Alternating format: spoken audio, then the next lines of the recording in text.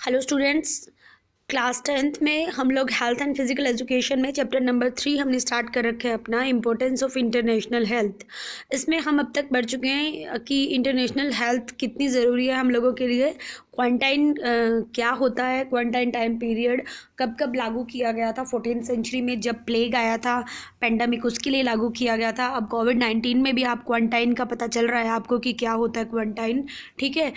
उसके बाद हमने किया WHO क्या है, उसका एम्स क्या है उसके। और अब जो इस वीडियो में हम लोग करने वाले हैं, आपका हमारा टॉपिक है फंक्शंस ऑफ WHO, यानी कि वर्ल्ड हेल्थ ऑर्गेनाइजेशन यानी कि विश्व स्वास्थ्य संगठन क्या क्या काम करती है। ठीक है। WHO is a coordinating and directing organisation on all international health matters.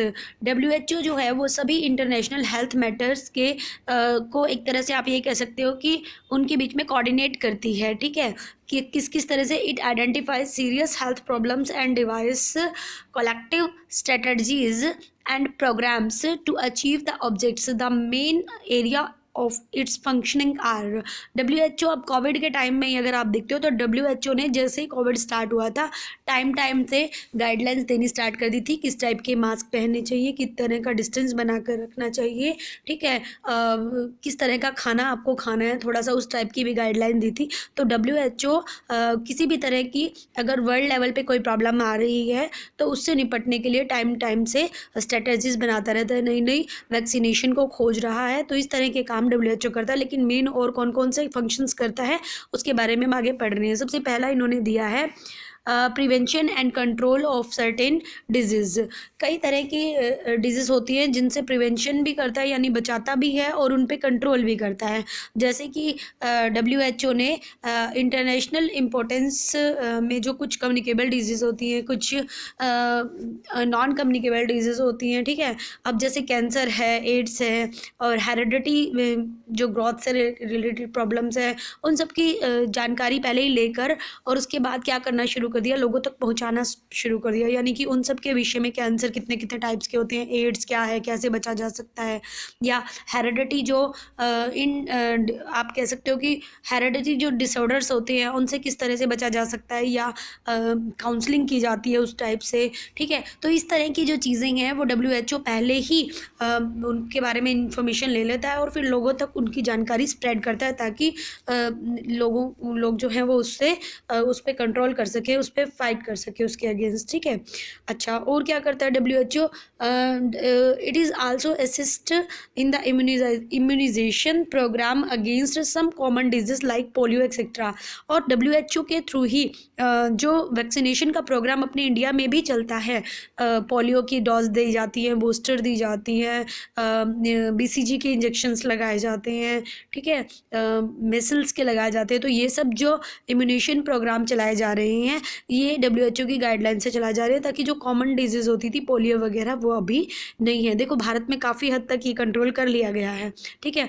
उसके बाद सेकंड काम क्या करते हैं, तो पहला क्या था कि किसी भी डिजीज़ से कंट्रोल करते हैं और उसका प्रिवेंशन करते हैं। दूसरा इन्होंने कहा प्रमोटिंग ऑफ हेल्थ सर्विसेज को प्रमोट करते हैं। जैसे this activities include training of health personnel, building of basic facilities for improving service and research work in the health field. इसमें ये लोग जो डॉक्टर्स हैं, नर्सिज़ हैं, उनकी ट्रेनिंग ज़्यादा होती है, बेसिक फैसिलिटी हॉस्पिटल्स को मिलती हैं, जैसे आइसोलेशन वार्ड्स दे दिए गए या ऑक्सीजन्स दे दी गई, सप्लाई कर दी गई, उसकी ज़्यादा से ज़्यादा अच्छा तरीका अपना लिया गया। कोई सर्जरी के लिए अच्छी मशीन दी, कोई आप कह लो कि CT स्कैन की अच्छी मशीन दी है। मतलब इस तरह से अलग अलग फैसिलिटी दी जाती हैं और रिसर्च के फील्ड में भी प्रोग्रेस की जाती है। जैसे अब लगातार जब से कोविड आया है तब से रिसर्च जारी है कि किसी तरह से वैक्सीनेशन बनाई जा सके। लेकिन ये पहले भी कंफर्म हो गया था कि किसी भी वैक्सीनेशन को, इस टाइप की वैक्सीनेशन को बनने में 1-1.5 साल आराम से लगता है। Okay, wait a minute. अगला हमारा थर्ड आ रहा है एनवायरमेंटल हेल्थ। एनवायरमेंटल हेल्थ का मतलब है कि हमें सिर्फ अपनी ही हेल्थ को नहीं देखना, बल्कि हम जिस एनवायरनमेंट में रह रहे हैं हमें उसको भी देखना है कि वो भी साफ़ सुथरा हो। ठीक है। तो जो एनवायरनमेंट में आजकल WHO का मेन काम है कि एनवायरनमेंट को बिगड़ने ना देना, उसकी ऐसी उसको डिग्रेडेशन, एनवायरनमेंट नहीं होना चाहिए, एनवायरनमेंट में डिग्रेडेशन नहीं होना चाहिए, क्योंकि उसके कारण बहुत सारी क्रोनिक डिजीज़ हो जाती हैं, ठीक है। तो ये ऑर्गेनाइजेशन जो है वो क्या करती है, अलग अलग सरकारों को, अलग अलग गवर्नमेंट को ये बताती है कि एयर पोल्यूशन, वायु, वाटर पोल्यूशन, ठीक है, नॉइज़ पोल्यूशन और जो इडेबल खाने की फूड पोल्यूशन वगैरह है, ये सब ना फैले, और इस तरह के बहुत सारे सुधार किए जाते हैं, बहुत सारे काम किए जाते हैं, इम्प्रूवमेंट की जाती है, कंडीशंस, वर्कर की कंडीशन को देखा जाता है। जैसे जो डेवलपिंग कंट्री हैं उनमें हालत बहुत ख़राब होती है, तो इसीलिए जो है ना, एनवायरनमेंट की फैसिलिटी देना या एनवायरनमेंट की नॉलेज देना भी WHO का काम होता है, ठीक है। 3 काम मैंने आपको बताए, एक प्रिवेंशन करना, कंट्रोल करना डिजीज़ का, दूसरा प्रमोट करना हेल्थ सर्विसेज को, तीसरा एनवायरमेंटल हेल्थ की भी एजुकेशन लोगों तक पहुंचाना, चौथा है family health. It is a major activity of WHO as family welfare is the family welfare is the foundation of national and international health. WHO की मेजर एक्टिविटी में ये भी शामिल होता है कि पूरा परिवार जो है वो स्वस्थ रहे। अगर परिवार स्वस्थ है तभी हम कह सकते हैं कि देश जो है वो धीरे धीरे ग्रो करता है। अगर हम हेल्दी नहीं हैं तो हम अपने देश की इकोनॉमी में कोई हेल्प नहीं कर सकते, ठीक है। WHO programme in this direction include maternal health care, child care, nutrition and health education.